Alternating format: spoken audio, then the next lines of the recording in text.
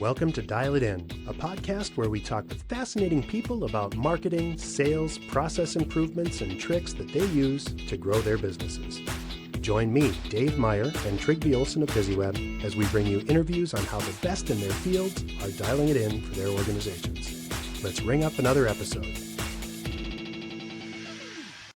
Hey everybody, welcome back to the Dial It In summer schedule. We're bringing back some of our favorite episodes of the last season. This particular episode was really valuable to me because it was a personal friend, and it's an odd personal friend. I met Dee 2 years ago when we were adversaries on different sides of a deal, and we ended up using the Zoom Instant Messenger to make snarky comments let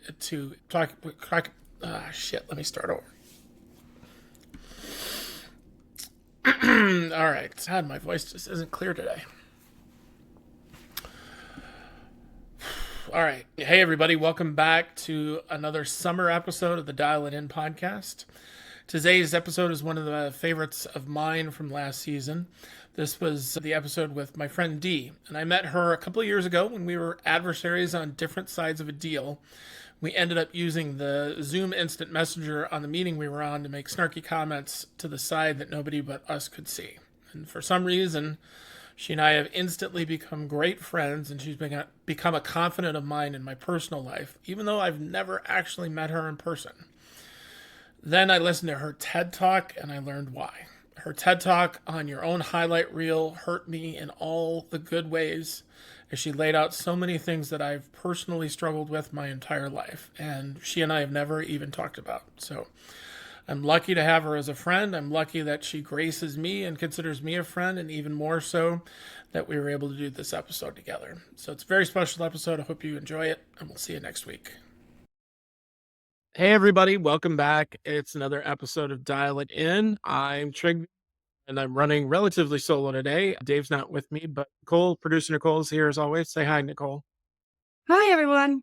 I am super excited to have one of my favorite people on the podcast today because she's grown exponentially over the last 12 months. So it's going to be great.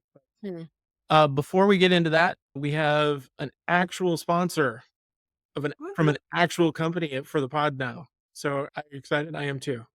I'm really excited. Today's episode is brought to you by DataQuick, the ultimate tool for HubSpot CRM administrators and data architects. DataQuick seamlessly exports your HubSpot CRM architecture into an interactive, user-friendly map, streamlining data mapping, cleanup, and organization. With DataQuick, you can quickly identify and manage every object, property, and drop-down value in your HubSpot portal, saving valuable time and reducing manual effort. Experience efficient data management and ensure accuracy with DataQuick. Visit dataquick.co to get started today. And I fumbled the last part. It's dataquick.co to get started today. So, Nicole, have you ever seen the movie Step Brothers? No. The terrible Will Ferrell movie. And where two people who aren't really alike suddenly became stepbrothers. And there's this great scene when they finally realize that they have all these commonalities, and they look at each other and they go, "Did we just become best friends?" And the answer was, "Yup." And that's how I feel about our guest today. We are wildly different, yet also really not at the same time. And our guest today is Dee Heffernan. She is all about authenticity and impact. As the founder of MATRIARC, a brand strategy agency, she helps businesses build identities that don't just stand out, they truly connect. She is also a TEDx speaker, and she understands the power of storytelling, showing how genuine, purpose-driven branding can make all the difference. Her journey is fueled by a passion for marketing and a unique ability to help brands find their voice in today's fast-paced world. Her approach is as real as it gets, inspiring brands to embrace what makes them unique. And most importantly, I would have absolutely no shot of beating her on a basketball court. Welcome, Dee. I'm so glad to be able to hang out with you again. Thank you, Trygve. I always love chatting with you. I've been really genuinely looking forward to this day and this conversation because I just know we just connect so well. So Absolutely. thank you for having me. And thank you for the lovely intro. Sure. And thank you for, I was telling you before we got started that I just watched your TED Talk and I cried a little during it. Not a little, I cried during it for a little bit amount of time. How did you, we can certainly talk about that, but I'm Mhm. curious, how does one become a TED Talk speaker? Oh, it's a fun story. So, a friend of mine who a colleague, friend, also in the brand space, we met a few years ago serendipitously at a bonfire of a mutual friend. And we kind of just, as happens, we follow each other on LinkedIn and our communication waxed and waned over the last couple years until one day, about 6 months ago, she texts me out of the blue and is, "Hey, am one of the speaker curators for a TEDx talk here in Chicagoland, and I think that you'd be great. Do you have Uh, anything that you want to share?" And she preempted it by saying that she follows some of my LinkedIn content, which is a lot about my journey as a careerist, mhm. as a provider for my family. And I do talk about marketing, but mostly I talk about my personal experience, which maybe it belongs more on like Facebook or Instagram, but I love LinkedIn and I spend a lot of time there. I guess it worked because she was like, "Hey, I think that maybe you would be a good fit. You should apply." And I was like, "I don't really have any big idea like the TEDx platform asks is this like ideas worth sharing." And she said, "I think maybe there's something in your history or your background." And I immediately thought about if I really dig back into my relationship with ambition, which is a lot of what I talk about on LinkedIn, it all starts with my dad. And it starts with my relationship to basketball and my identity as a collegiate athlete, but before that, a young athlete. And I was like, if I'm going to go into this, I'm going to go in deep. So that's really what happened. I submitted like a paragraph or two on this idea and was chosen as one of the people to do this event. And it's, what's truly interesting about it is I've watched a lot of TED Talks and they're all sort of business or aspirational, and yours is not aspirational as much as it is deeply cutting and personal. Yeah. Yeah. It's, Yep. you opened up a vein and then shared it with Mhm. everybody.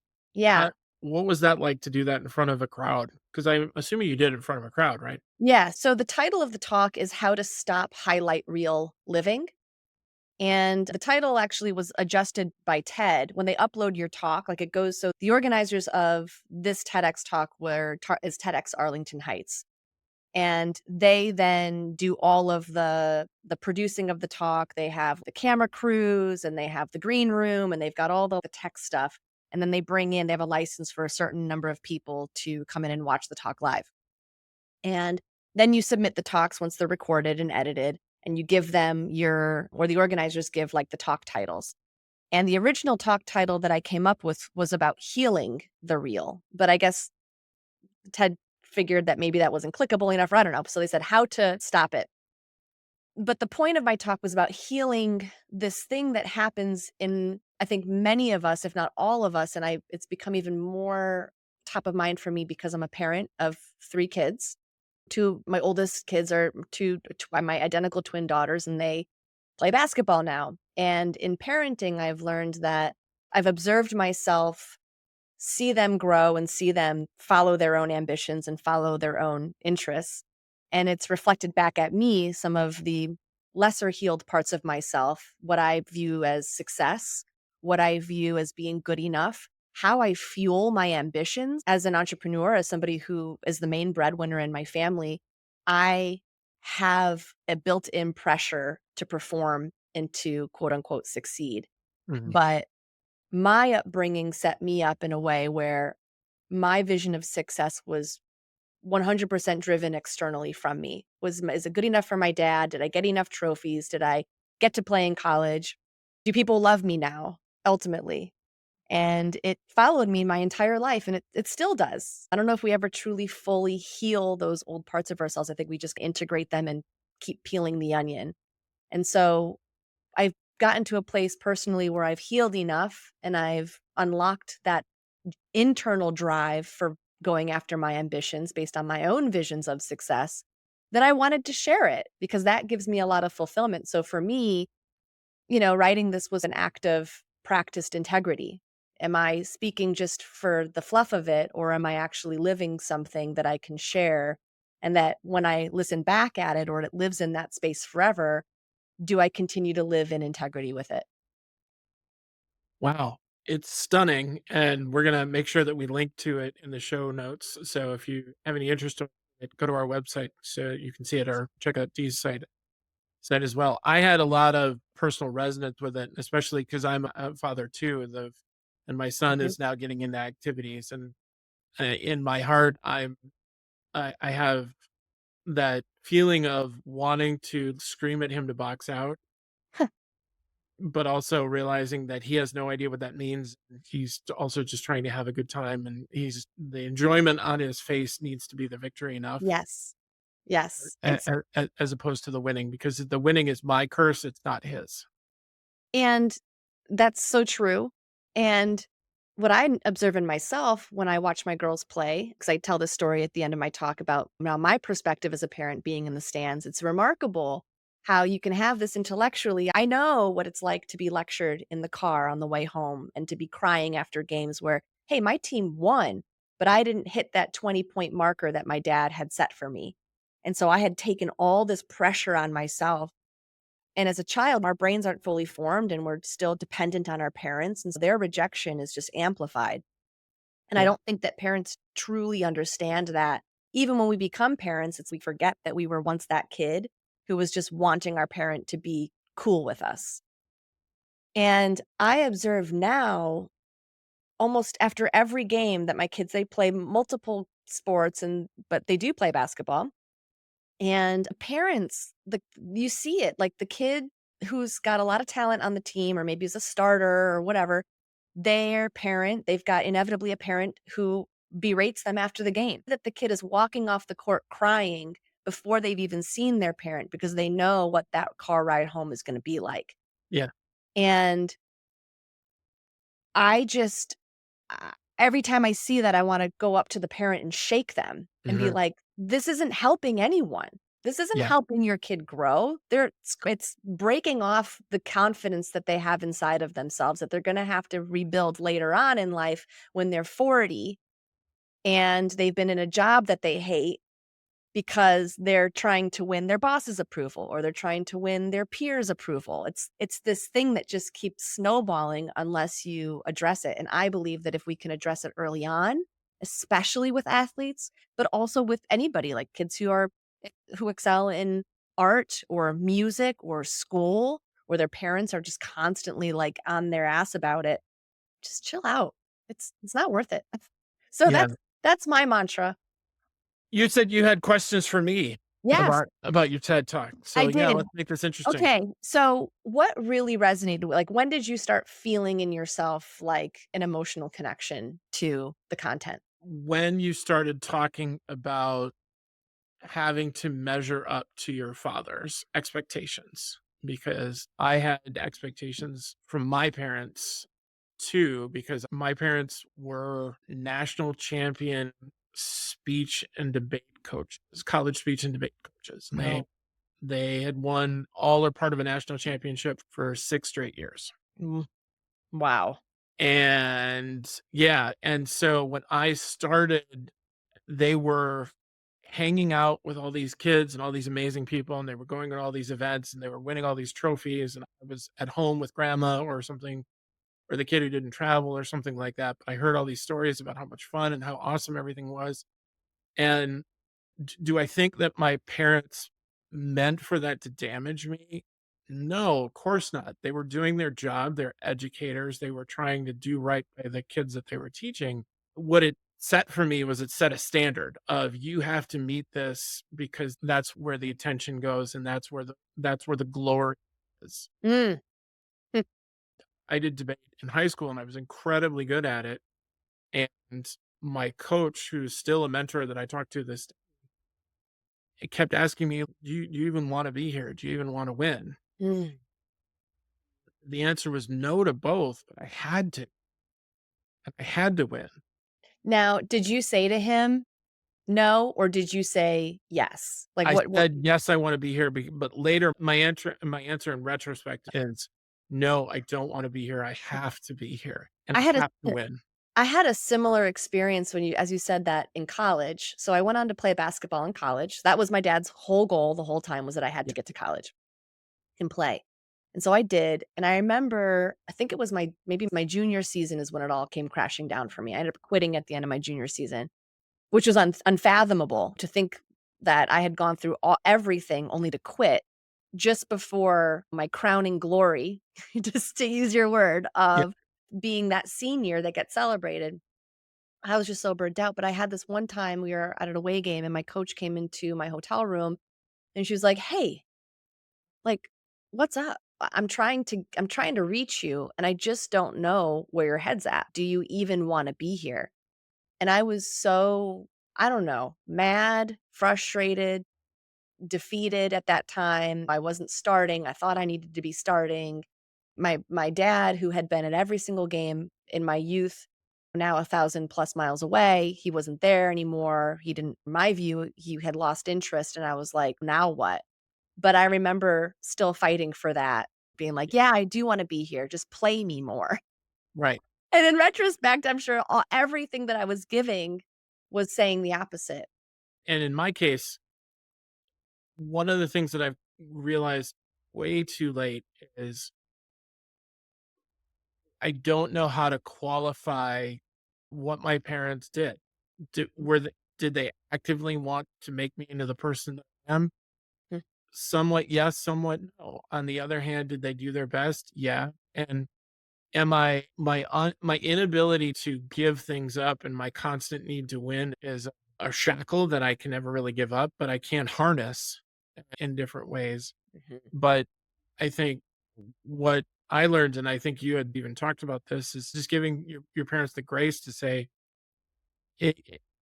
I am who I am because of this, and it hurt too at the mhm, same time. And two things can be true at the same time. mhm. That's so true. Yeah. And that's maturity. That's seeing it. I think that's a healed way to look at it, or moving into that place where, yeah, it did hurt. And when I was actually writing this, because the process of doing the TEDx talk, at least for me and for this producer, is you have to write everything out and you really operate from a script. Yeah. As I was writing into this for months, I was going into, I actually have it in my office right now. I have this scrapbook that my dad made me. He sent it to me for Christmas, I don't know, 5 years ago or something. And it's a scrapbook of all these newspaper clippings, like Yeah. tons of them, Mhm. and pictures in the newspaper. And he kept letters that had been sent to the house from colleges. I had no idea he kept all this stuff. And he even had, there's pictures of us from, or my old running, those race bibs when you run like 5Ks, because Yeah. I started running really young with him. Um, and when he first gave me the book, I just threw it up on a top shelf in a closet in the basement. I was like, whatever. And I talk more about that in the talk, obviously, that kind of like rejection of who I was and that whole experience for so long. But what you're getting at, what you just said, and what I'm trying to get at in this story is that I realized in looking through that scrapbook just how dedicated he was and how much he poured into me from a place that I believe he believes and I believe is a place of love.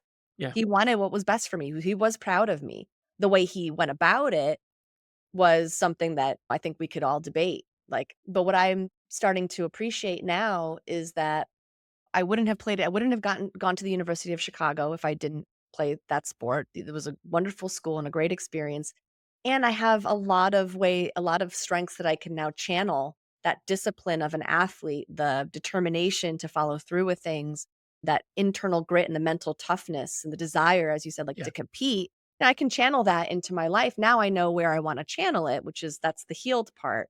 But yeah, I think you do, but you do hold, it's all there all the time, right? And I think the second thing that really resonated with me was you're talking about meeting with your therapist, and your therapist said, great, now that you're free, what do you want? You're like, I don't know. Yeah. And I believe that in my life too, that my parents just wanted me to be happy and to blaze my own trail. But I was so bent out of shape on winning and not even understanding what that actually meant for me that I still to this day have trouble answering the question. Well, Mhm. what would you like? I don't know. I What do Yeah. you mean? What do I want? Yeah. Yeah.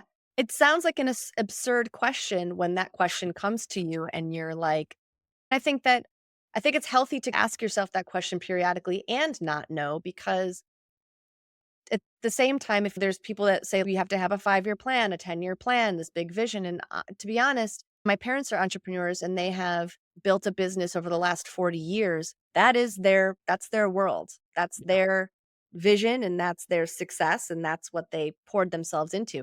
I don't know if I'm going to be still doing what I'm doing right here, right now, today, 20 years from now or 30 years from now. And so I have to constantly be asking myself, how does this feel? Am I growing? Am I changing in a way that I want to? And for me, I worked for my parents' business for many years. And that also added a level of complexity because now here I am in a family business where your calling or your destiny is now an extension of your parents' calling and their destiny.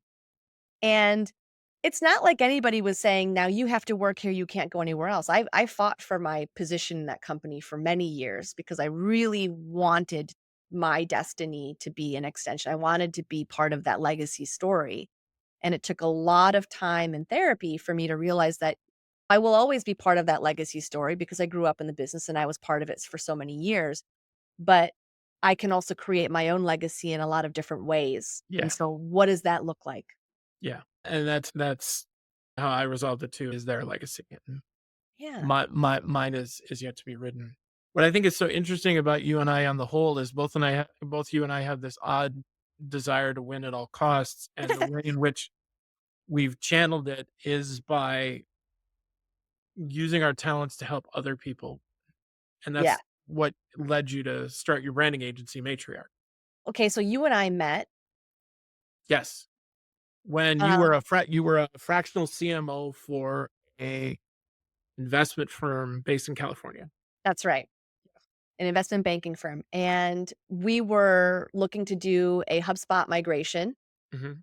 And as a fractional CMO, what you do is you become the head of the marketing function, marketing department. You sit on the leadership team and you make decisions and you have full accountability for anything that happens in marketing. The difference is that you're not really part of that company. You're still independent. Either you're Yeah. working through another agency or you're working for yourself. Part of what I love about the work of being a fractional CMO, and part of what I love about leading teams is I have like hardly any tolerance for wasting time. I don't like being in meetings that I'm not needed in. I don't like people going around in circles and not coming to the point. I like to make decisions and take swift action. I think that might be a little bit of the athlete in me. I just Yep. want to get to it. Yep. And so you and I had a lot of resonance when we were exploring that partnership.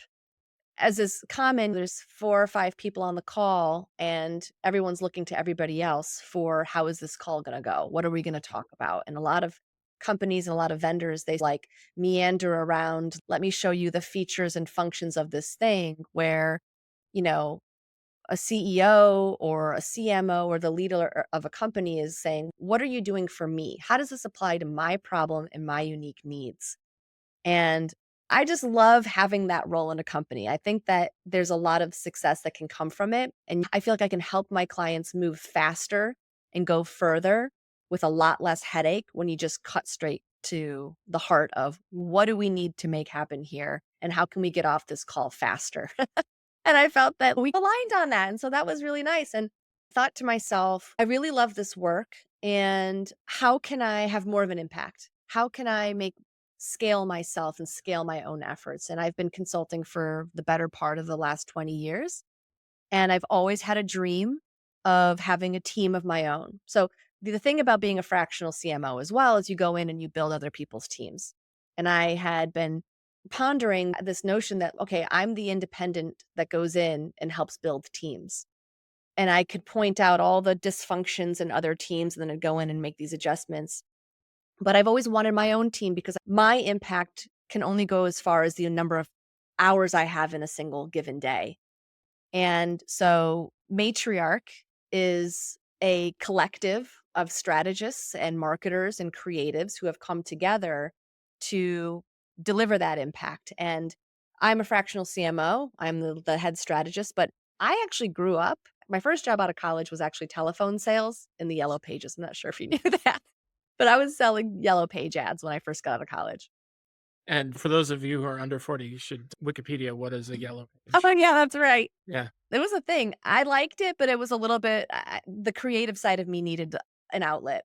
And so fortunately, I had a friend who was really great at burning DVDs, and he burned me a copy of Photoshop and Dreamweaver and like the original Adobe Creative Suite.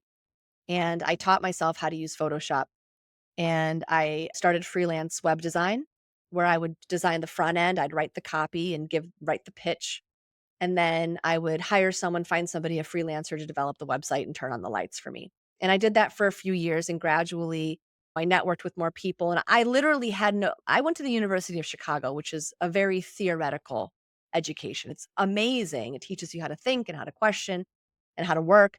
But I didn't learn anything about marketing at the University of Chicago. I didn't know what branding was. I didn't know what marketing really was. I just knew that you're a company, you need to sell something, you need a convincing way to get that in front of other people. And so I was like, "Oh, I do websites." And then someone was like, "Oh, you do branding?" And I was like, "Yes, I do branding." Sure do. Yep. And it just grew and evolved. So the entrepreneur in me is like this layering the opportunities. And gradually I was working with larger companies, and I still love to design. I designed MATRIARC's website and branding myself, and I have a pretty heavy hand in the creative direction of a lot of the projects that we conduct there. But also, we are now offering team activation service. So we have three primary services. We have strategic planning, which is like we're looking out at the horizon of what we want to accomplish with our company. What's the strategic marketing plan or the product innovation plan? Or our values and our mission statement is stale and we want to launch some new campaign around it. How do we do that? So my team comes in and we really put our brains on how do we get from here to there. Then we have this team activation arm, which is what I was just saying about teams. A lot of the time there's all this talent that kind of gets underutilized because we don't really know all the way how to blend our talents or get out of our own way when we need to bring those great ideas to the surface and make a plan for them. So we're really looking forward to working with organizations that they need some visioning or some workshops around getting their thoughts crystallized. And then, of course, we do the brand strategy and design, where we do everything from complete transformations to impact campaigns. So this is like the impact campaign world is where I see a huge amount of opportunity for us, because going back to the TED Talk and like where my heart is, it's this Dove's Real Beauty campaign, for instance. Like that level of amplification is massive. The amount of kids and women and people that see those campaigns is huge, but I'd probably do it a little bit differently. And so I wanted to have my own agency where I can follow those leads and hopefully someday have one of those ads nice and big on the Super Bowl so that everyone can see just how wrong they are about everything. No, I'm just kidding. So they can see the light. It's jaw-dropping you talk about telephone sales, because one of my first jobs out of college was working for an ad agency. And the most memorable thing that we did was there was a client who called and didn't get his Yellow Pages ad in on time. And what could we do? And the creative director at the time, who's still a dear friend, said, "Yep, no problem." And he did a Photoshop ad up. I was like, "I don't know what you're going to do with this."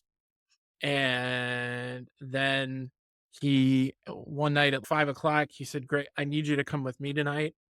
And don't worry, you get paid, but I need your help. Take this box." I was like, "What?" Okay. Took the box and we went to the Yellow Pages distribution facility, and he had bribed somebody $500 to be left alone with, I think, 5,000 Yellow Pages Oh books. my God. And we sat there and there were four of us. Yes. He opened the box, and that ad that he had made, he had gotten transposed onto a sticker. Oh, wow. And we put that sticker on the front page of every single Amazing. Yellow Page for 5,000. And it was such a creative way around the problem. But yeah, I think there's one more thing that You we probably have. had a lot of fun doing that too. Yeah, it was an important lesson for me, because sometimes there are always creative solutions around everything. And Mhm. we didn't do anything illegal. We did a couple, maybe minorly illegal, but that was a long time ago. And hopefully the statute of limitations is running. since I just admitted to it on tape. But there are a lot. If your job is sales and you have to get in front of somebody, I advocate for this all the time. Stop calling and emailing. Show up. Bring a dozen donuts. Bring flowers. Bring something. Show up and remind people why you're there, why you're supposed to make their life better, because nobody else does that. Everybody's just sending emails and sending the same BS 3-line LinkedIn thing about here's what I Oh, do. Hit, click here for a 15-minute with me. No, you didn't tell me what you wanted. You didn't tell me how my life is supposed to be better or what right, value you're providing. You just telling me what you want from me. right. Great. Next. Yeah. That's not how this goes. That's not how this No, works. no. I want to spend time talking about branding because we're 30 minutes in and We're supposed to get to that. yeah, because Okay. you and I could probably just go to Buffalo Wild Wings and spend all day talking about marketing and drinking beer and watching basketball. And that's one of the things I love about you. But I don't think people really understand branding. I'm going to Yeah. ask you some stupid questions about Okay. branding because I want to blow this out so people really understand. Yep. That's just the logo, right? Is that a trick question? I love No. it. So your brand is like it's like how people remember you. Your brand is how people remember you and how they recognize you. So it is your logo if you have a company with a logo. You hear people talk about personal branding. So your personal brand is also how people recognize and remember you. They might remember your personal style or even just the way you talk or the types of things you talk about. So the same is true for a company where your brand is really, it's your mantra, it's your mission, it's your vision. Why are we here? What are we doing? And how you're uniquely articulating that in a way that makes you distinct and memorable from other companies that are essentially doing the same thing or at the surface are doing it no different than you are. And so the task and the challenge of really good branding is finding that uniqueness. What is it that we do differently? Like, how do we, is it the way that we, if we're a business B2B company, is it the way that we work with our clients? Is it the level of value that they receive that's different than the other guys? Is it our process? What is it exactly? And for product brands, you see the ads all day long. It's going to make your life better, easier. It's going to make you more attractive. It's going to whatever. The brand is really is really your promise to your client. Is really the promise of value. The natural extension because I talk to people about their brand all the time, is Yeah. the usual answer that I usually get is it's really about our customer service. It's really Okay. about the service we provide. And my response to that is no, it's not. And B, I tell people to think about my dog. And if you're using words that describe my dog to describe your brand, you don't have your brand down. Mm. My dog is great at customer service. I drop food on the floor, it is gone like that. Mm. He is a 4-legged vacuum cleaner. If I throw something, he will go get it and bring it back. So don't tell me you're a go-getter because he It's interesting. So this is a really great point that you bring up. When we work through brand refreshes or brand transformations, a transformation just means you're changing something in a dramatic way. And that's typically what clients who work with us need. They're a well-established company. They're probably doing somewhere between $5 and $25 million, and they're ready to grow up a little bit. They're ready to enter a new market or they're ready to have a bigger voice of authority. They want to look bigger and they want to be more sophisticated. Maybe they're looking positioning to sell. And we look at, okay, how do you talk about yourself? Oh, we're trusted and we're reliable. And it's like, so is my so dog. is literally there's your dog, so is literally everybody else. But one of the things that and they usually get a little bit depressed by that. Well, great. Mhm. Then how else are we going to stand out? Do we need motion graphics? What is it? Do we need a mascot? Yeah. Do we need radio ad? Like, what do we need? Should we be louder, which is a marketing function? Mhm. But what we do is we say, okay, let's just say for a moment that trusted is like your pillar. That is your like absolute core. This is why people work with us because we're trusted. We create a story around that. In what unique ways is your company trusted? Is it because you're candid with your clients, your certain amount of experience, knowledgeable about things that maybe are a little less known? How can we make trusted, this super common attribute or core value, become something that is unique to your business? And so we look for examples in the company where it lives. So if customer service is a place where it lives, okay, let's dig a little bit deeper. In what ways is your customer service standing out?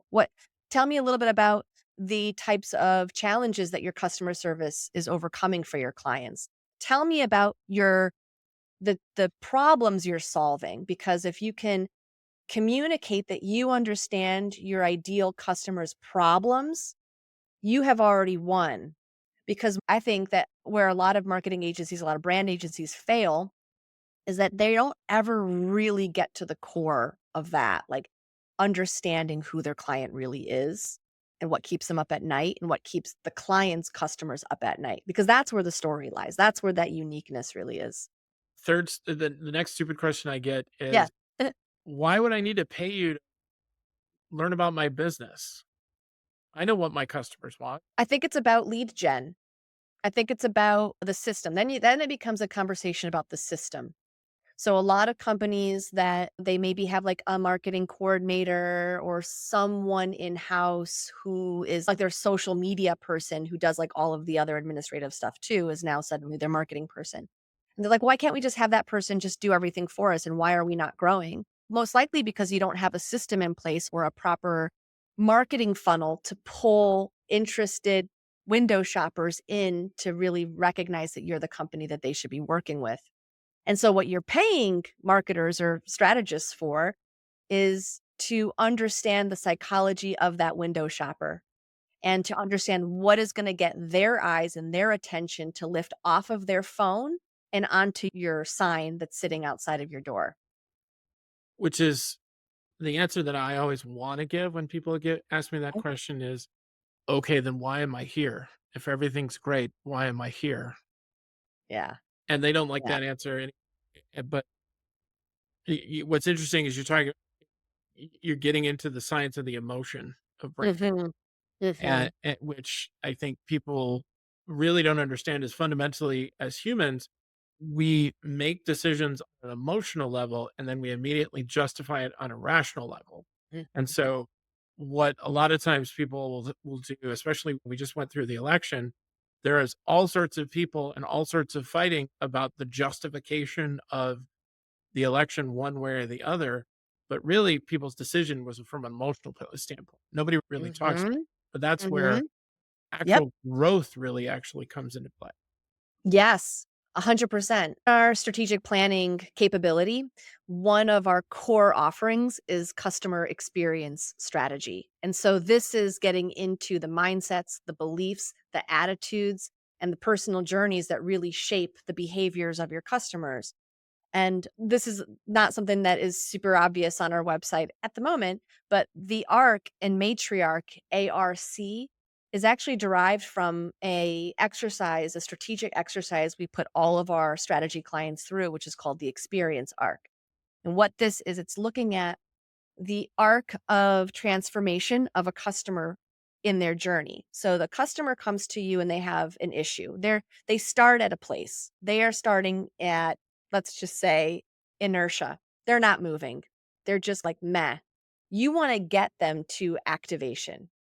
So the arc is really from inertia to activation. So how do we do that if we're, I don't know, a company that sells surfboards, or we are an investment banking firm that wants to secure entrepreneurs who are ready to sell their business? You have to understand what are the little micro decisions that they make along the way so that they can get out of that stagnation and into a place where they're ready to go forward at full speed.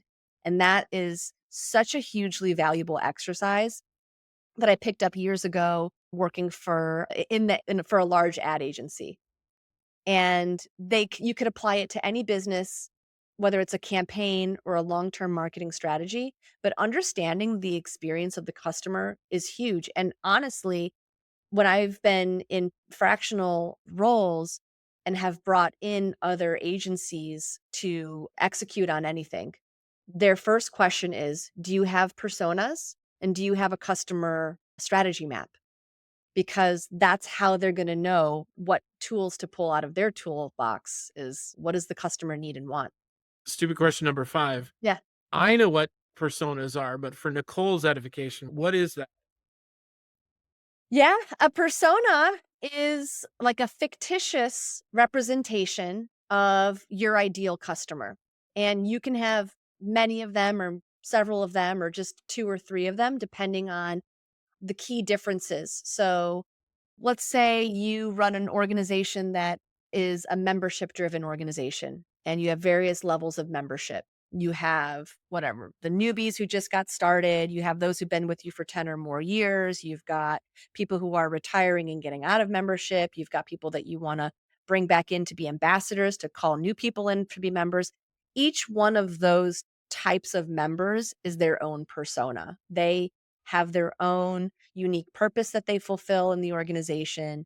Or so I'm using this example as this is looking at personas that live, say, I say that we're within the organization because members essentially or your clients are kind of part of your company, but they are like, that's your customer. That's the person that you speak to. That's like their hopes and dreams and fears and their internal monologues and their age. It's more than age and demographics. You typically see that a lot of the time, like age, demographic, but it's deeper than that. It's about more their beliefs and their experiences that shape them. Okay, so next dumb question. And by the way, for the record, Nicole actually does personas for our organization. That's a trick question. She knows darn what personas are because she's had to do hundreds of them. Oh, she's coming off mute. She's gonna get. I didn't come off mute because she gave some great information. So there are some things from that I'm going to take back. And because you're right, it's not just about the demographics. It's not just about their age. There's so much more to that. So thank you for highlighting that because I don't think everybody understands that. Well, I think all of those things ends up getting to the funnel at the bottom of the value of the persona, which is what is this person's emotional decision making structure? And how can we lay that out so then we can take advantage of it as we're trying to Mhm. insert our product or service. And Mhm. you have to really go through that emotional journey and look at that person through that lens in order to get to that point. Because if they're going to decide, then great. How they're gonna justify it could be a dozen different ways which they're going to justify the yes. But in order to get them to the yes, Mhm. you have to. Yeah, and with branding, the brand is the next step. So like people are like, why do we even need this? What do we do with this information? What Yep, does it that was my next stupid how does question. this apply? If you're going to redesign your website or you want to produce marketing materials that convert, you want to Mhm. be speaking the language visually and with words that speak directly to the questions and the needs and the concerns of your personas. And so it's remarkable. It's like the brand it starts from the middle of what's our true north, what's our mission, what's our vision, but ultimately the marketing of that internal vision, that mission of the company has to be expressed through a language that your ideal customer can resonate with, which has everything to do with their own needs, not with who you are or why you're so great. What is a brand standards guide? So, a brand standards guide is a set of rules around how to use the various assets of the brand. So, an asset could be a logo. It's most commonly, you have a standard that has logos, color palettes, how to use a tagline, how not to use a tagline. In some very creative organizations, you might have someone take a logo and they put a drop shadow on it because that's how they like it to look. Or the tagline is set in a standard a certain way, a certain font size, certain font weight or type. And somebody says, "Well, I like this tagline, but I want it to be in Times New Roman, not Helvetica." So I'm just going to use that in this PowerPoint here that I'm whipping up real quick for someone because that's what I like. And unfortunately, what that does is it dilutes the power of the memorability of the visual brand. So a brand standard is all about protecting the standard of how a brand appears and all of the various elements that are recognizable. You wouldn't see like Lexus putting out ads with a slight variation of the logo with all of their ads, or that L is suddenly reversed or in a square and not an oval. So a brand standard guide is really, it can be short or it can be very long. I've seen some very large brand standard guides that go very detailed all the way into like certain core messages, paragraphs, or how photography is used or treatments of photography. It can get very in depth. Here's, I think, probably the most important question that I'm going to ask you. If a company is considering this and they don't do it, what happens? Nothing changes for them. I think that if a company is considering elevating their brand, which is part of the marketing plan to obtain more leads and to grow, and they choose not to, then they'll have to fall back on the same methods that got them to where they are now. And a lot of our clients say, got us here is not going to get us where we need to go. And those who convert and become clients of ours make that recognition that they just, whatever they've been doing, they've been just making cold calls, or they're trying to do the same tried and true methods of just getting in front of people and shaking hands, and they're just trying to burn out the one way that does work for them, but they're leaving a lot of other opportunity on the table as a result. So they might just keep doing that one thing that works for them and not really scaling their efforts or their impact. How long does all this take? Because I think Yeah. one of the things that you talked about earlier, and one of the things that I adore about you is you and I have the same level of patience, which is practically nil. Yeah. And I think branding agencies, as a cliche, like Oh, take forever. I hate branding agencies because of that. Yeah, And I hate the 50-page PowerPoint deck that comes to you with all their quote unquote learnings from viewing your business. And we are very different primarily because of my vision and my intolerance for that type of process. Very fast. So we don't bill by the hour, we bill by the outcome. So for us, we take a holistic look at the scope of work and the client's goals, and we build a flat rate around that project. And then our job is to get it done as fast as we humanly can at the level of expertise that our client needs and expects from us in order for it to actually be something that works for them. Because my business model is that we want to do their branding, but then we want them to come back to us and engage us as a fractional CMO, or we want them to come back to us when they have a launch campaign. So we're not just a one and done brand shop that's going to just slap a logo on it and put some new wallpaper and then send you on your merry way. We're going to actually make sure that there's a foundation in place that can be scaled from. So yeah, we typically, if we're doing a brand overhaul for a smaller business, we're probably looking at 3 to 4 months, which is about half the time of just most light speed. companies. Yeah, we're pretty lightning fast. And I think that's what our clients love almost most about us, is that they can't believe it takes, they're there. It's done. Yeah. So yeah. I think the people who really do branding well, you're at the top of my list of people who do that, is customers and people who are considering the work need to really think of it almost like company therapy. Hmm. I'm here, something's not where I want it to be. How do I make it better? And so Yeah. sometimes the through product of it isn't a tangible thing, Mhm. as it is more of a feeling and an understanding about the business that you Yeah. didn't have before.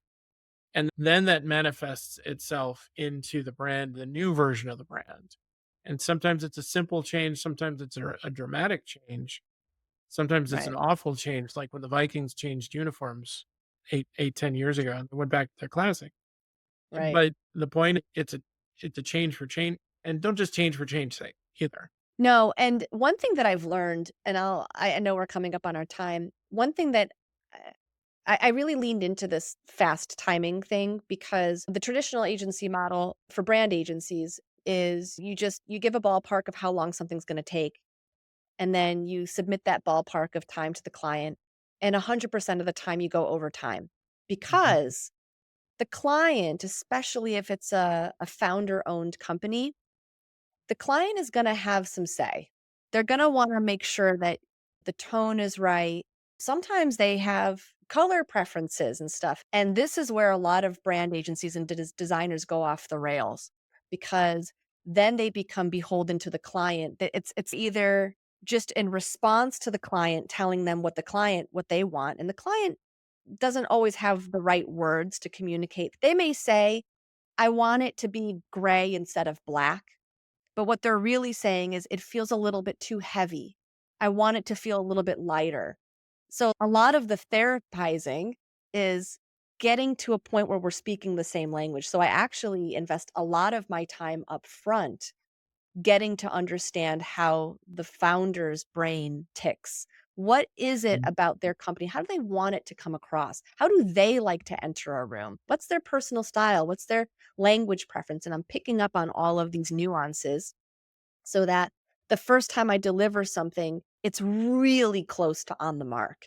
And we're not going through endless revisions. And I say this to my clients up front because I'm working with a client right now where they stalled out. They had a large website refresh project that completely stalled out about 2 years ago and paid all this money, got to a certain spot in the project, and then they just couldn't push it forward any further. The client, bless their souls, were so deep into trying to like really wordsmith and refine the language on the website and design, and the agency they had hired had become so passive that Yeah. like they just had a standstill. And so I came in, and knock on wood, we're launching later this month, and it's been under 4 months, where I said to them, I was like, look, you're bringing me on, you're going to trust me that I'm going to get you, but we have, if you want an aggressive timeline, because that's the other thing, every client wants the website done yesterday.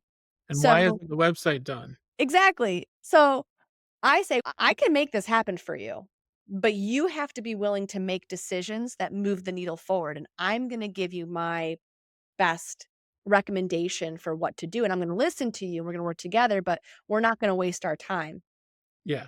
And so then midway through the process, my role is really to crack the whip and make sure that they're making decisions, but also being sensitive to that feedback that they're giving.